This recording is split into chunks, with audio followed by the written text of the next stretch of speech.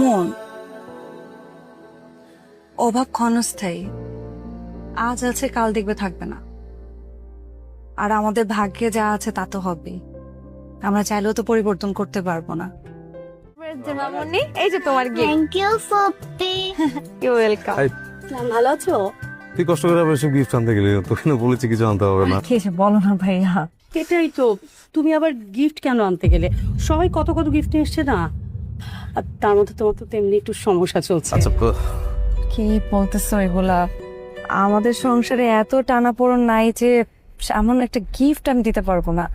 হ্যাঁ, তোমাদের মতো হয়তো এত ভালো অবস্থা না, কিন্তু আমি যেভাবে আছি, আমাকে যেভাবে রেখেছে, আমি খুব সুখে আছি ভাইয়া। না না, বিষয়টা হয়েছে কি, সুমন তো টিউশনি করে সংসার চালায়, তাই ও বলেছে, তুই এটা অন্যভাবে নিস না। নীলা, আই এম সরি।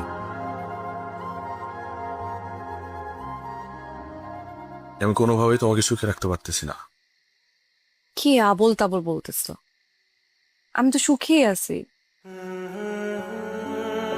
তুমি সুখে নাই।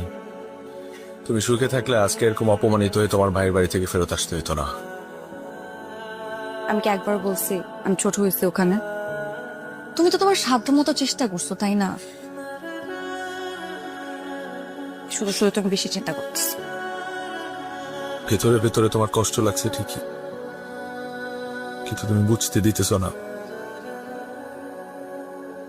নীলা, তুমি কত বড় ফ্যামিলি থেকে আসছো, আমাকে ভালোবেসে আমার হাত ধরে এসে একটা মধ্যবিত্ত বললে তো ভুল হবে, সে তো মধ্যবিত্ত না, এর থেকেও খারাপ।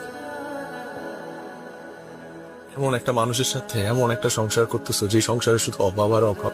এমন একটা মানুষকে তুমি বিয়ে করছো, এমন একটা অপদার্থ স্বামী পাইছো, তুমি একটা ব্যর্থ স্বামী পাইছো যে তোমাকে বড় কোনো স্বপ্ন দেখাইতে পারে না।